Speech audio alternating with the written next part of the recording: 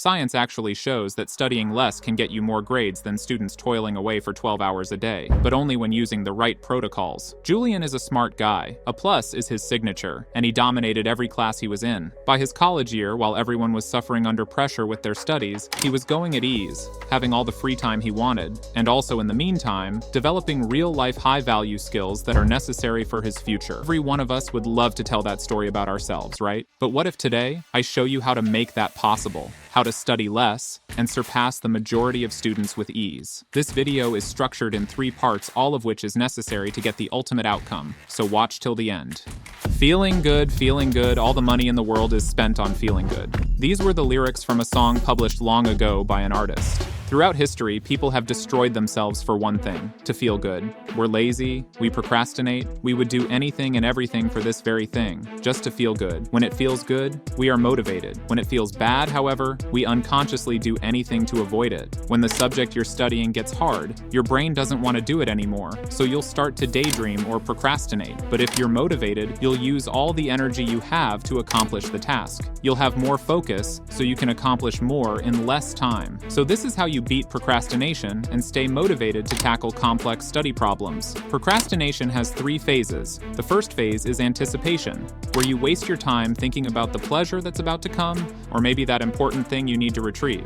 Then there's the action phase, where you indulge in the activity or accidentally get your attention swayed when retrieving something. This is where you waste all of your energy and time. You can't get out of it, you can't help it. Then, in the third phase, the aftermath, you start to feel terrible, beat yourself up for this massive failure, and begin to feel bad about yourself.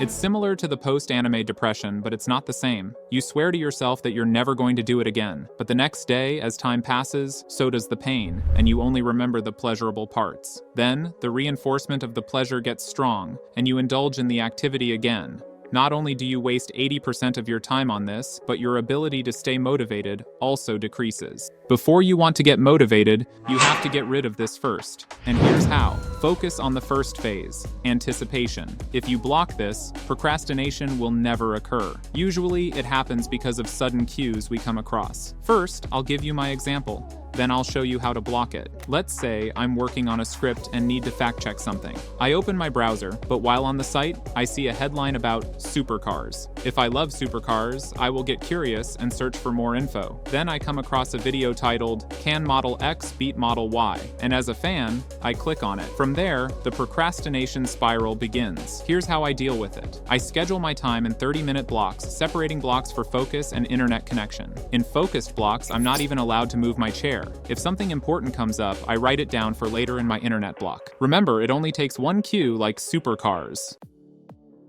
Now I'll show you all the S-tier study methods that will get you maximum grades by studying less. Students who develop superior studying skills can do more in less time. Take notes on this because if you don't apply, what's the point? Even applying mediocre tips will put you ahead of those who have all the A-rank knowledge but don't apply anything. It's human nature to move toward comfort. After defeating procrastination, you'll still be lazy. It will leave you with energy, but it's not guaranteed you'll use it the right way. You'll just sleep in bed and do nothing. Here's an effective and simple technique from productivity expert Cal Newport. It has an almost 80% chance of beating laziness when used correctly. Here's what he suggests. Whenever you feel lazy and want to excuse yourself from studying, or maybe the subject is too difficult and you don't have enough energy and focus to tackle it, do this. Get a notepad, and without forcing yourself to study, write down the reason you cannot tackle it now. Maybe you don't have energy. As time passes and you keep filling the page, you'll soon notice that all the problems you write off are just excuses for not doing the task. By doing this, you completely expose yourself. Now your ego will come into play. Am I simply being lazy? And this pain will motivate you to do the task. Okay,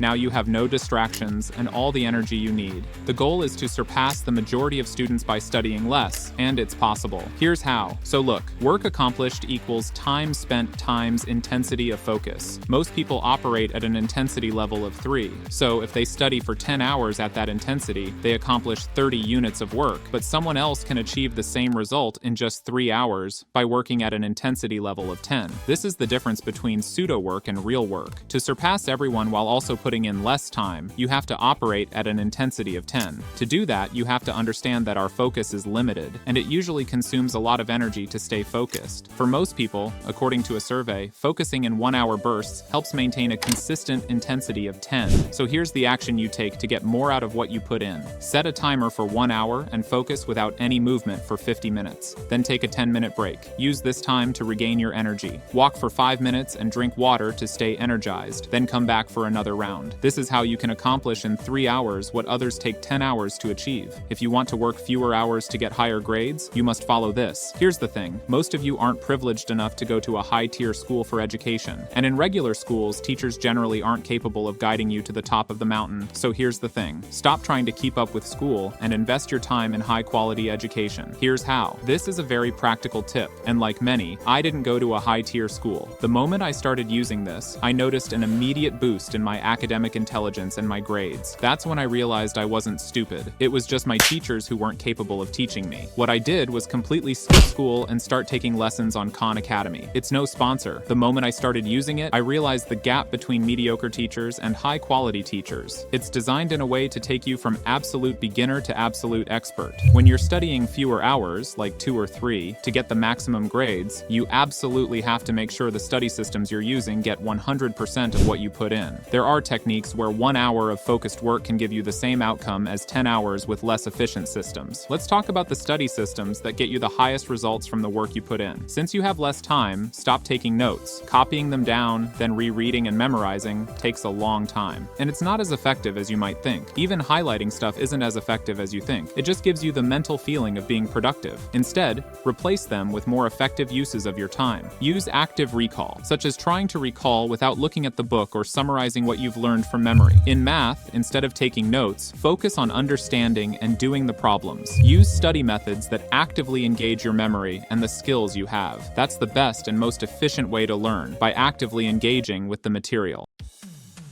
Okay, everything you've learned here so far wouldn't work to make our ultimate goal of studying less to get more grades come true, unless you incorporate this. Combining this tip with everything you've learned so far will allow you to destroy your competitors. To make sure every technique we've learned so far works efficiently to get us more grades, we have to ensure that the study systems we use align with our next exam. Here are some ways to absolutely kill your upcoming exams. Since there's no time for us to waste, we have to ensure that everything we spend time studying gives us the maximum result for what we put in. Here's how to find the important things for studying. Gather previous exam questions from upperclassmen and study them thoroughly, because you're likely to get a very similar question this year too. Pay attention in class to see what the teachers are focusing on. Since they have been doing this for years, they have a really good sense and pattern recognition for important topics. Observe what the top students are putting their effort into. Instead of putting all your effort into studying alone, make connections with them. Monitor their actions. Make them feel like mentors and ask for their advice. This is also a highly efficient study method. By using it, you can get more out of what you put in. Do lots of practice tests. As you do more and more of these tests, you develop a powerful pattern recognition, knowing what's likely to come in the next exams, and you become comfortable with the format. All of this contributes to your ability to outperform all your competitors. And hey, if you want more exclusive content from me that's not available here on YouTube, you can join my newsletter for free.